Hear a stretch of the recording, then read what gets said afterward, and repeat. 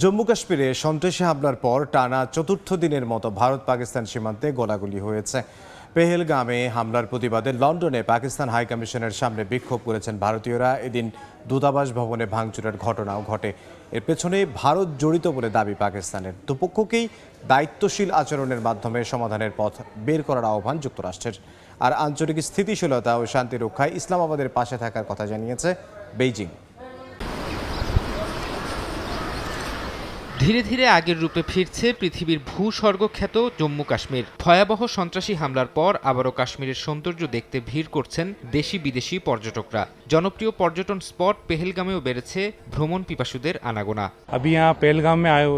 আমরা এখন পেহেলগামে আছি। সহযাত্রীদের মৃত্যুতে আমরা গভীরভাবে শোকাহত। এখানে বাজার ও অন্যান্য সবকিছু এখনো খোলা আছে। ভয় পাওয়ার কিছুই নেই। সেনাবাহিনী এখানে আছে। ভারত সরকার ও স্থানীয়রা সব রকম সহযোগিতা করছে। আসার পর থেকে কোনো ভয় অনুভব করছি না। কাশ্মীর স্বাভাবিক হতে শুরু করলেও ভারত পাকিস্তানের মধ্যে উত্তাপ কমছে না। কাশ্মীরের নিয়ন্ত্রণ রেখা বরাবর দুই দেশের সেনাদের মধ্যে গোলাগুলি চলছে থেমে থেমে।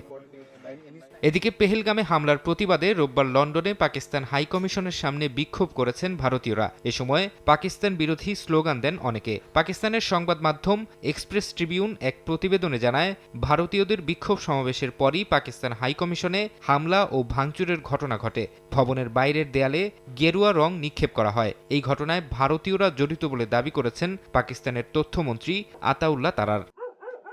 কাশ্মীরে হামলার পর থেকেই দুই প্রতিবেশী রাষ্ট্র ভারত ও পাকিস্তানের সঙ্গে যোগাযোগ রক্ষা করে চলেছে যুক্তরাষ্ট্র। দুই পক্ষকেই দায়িত্বশীল আচরণের মাধ্যমে সমাধানের পথ বের করার আহ্বান জানিয়েছে মার্কিন পররাষ্ট্র দপ্তর। এর আগে দিল্লির পাশে থাকার কথা জানায় যুক্তরাষ্ট্র। যুক্তরাষ্ট্রের এ অবস্থানের পর কাশ্মীরের ঘটনা নিবিড়ভাবে পর্যবেক্ষণ করছে বলে জানিয়েছে চীনও। দেশটির পররাষ্ট্রমন্ত্রী ওয়াং ইর সঙ্গে কথা বলেছেন পাকিস্তানের পররাষ্ট্রমন্ত্রী ইসহাকদার। আঞ্চলিক স্থিতিশীলতা ও শান্তি রক্ষায় ইসলামাবাদের পাশে থাকার কথা জানিয়েছে বেইজিং। ফারহাদ চৌধুরী, সময় সংবাদ।